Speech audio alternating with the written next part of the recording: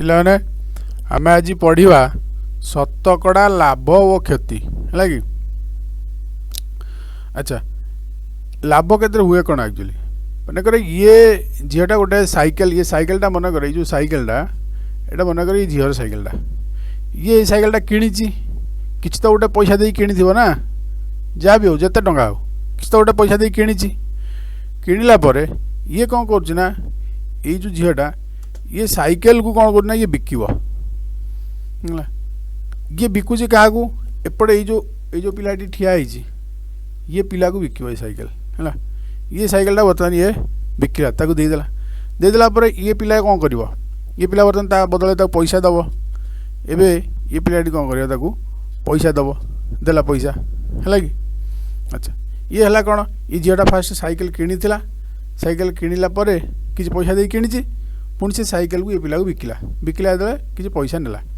यहीटा हूँ कौन मनकर ये झीटा ये साइकेल को मनकर किणीला 500 टंकार या बिकिला ये पिला को बिकिदेला से 800 टंकार 800 टंकार बिकिला तो ये तार लाभ है ना क्षति है यहाँ देखा आम देखा जदि आमर क्रय मूल्य आ विक्रय मूल्य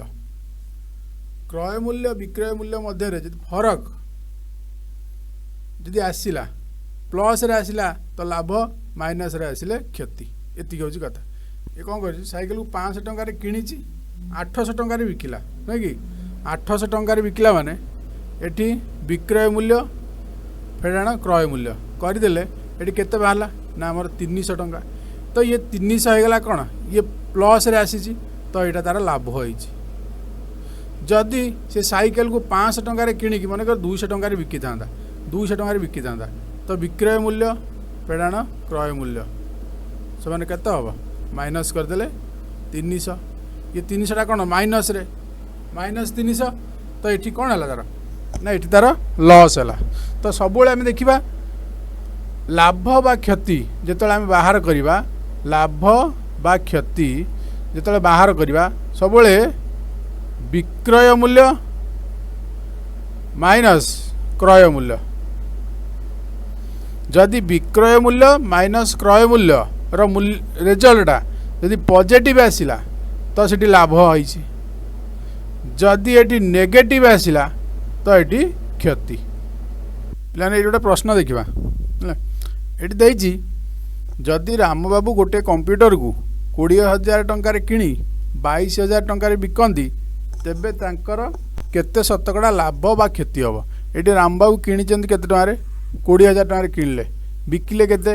ना 22,000 टंकार बिकिले है कि। अच्छा ये देखा आम फास्ट जानीजे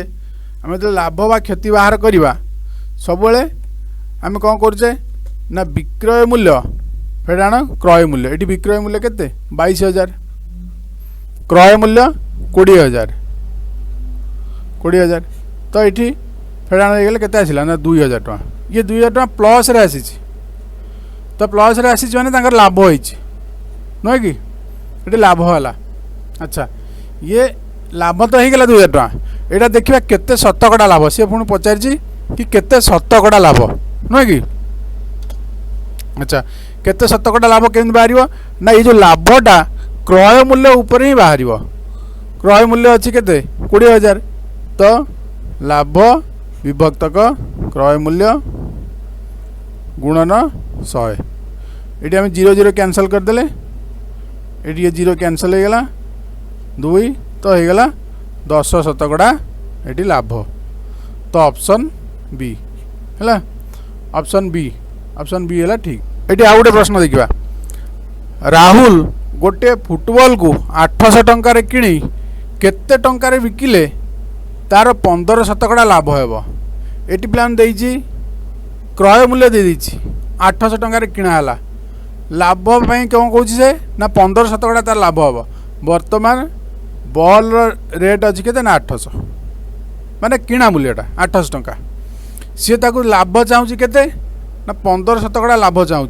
ये 15 शतकड़ा लाभटा क्या उपरे ना किणा मूल्य उपरे तेणुक किणाटा होगला 800 समान 100 शतकड़ा लाभ 15 शतकड़ा तो ये होगा टोटाल 115 शतकड़ा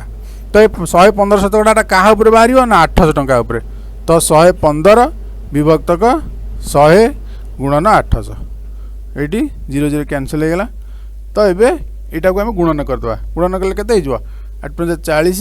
9 4 8 8 4 12 2 1 8 8 9 तो 920 टंका यार उत्तर है सी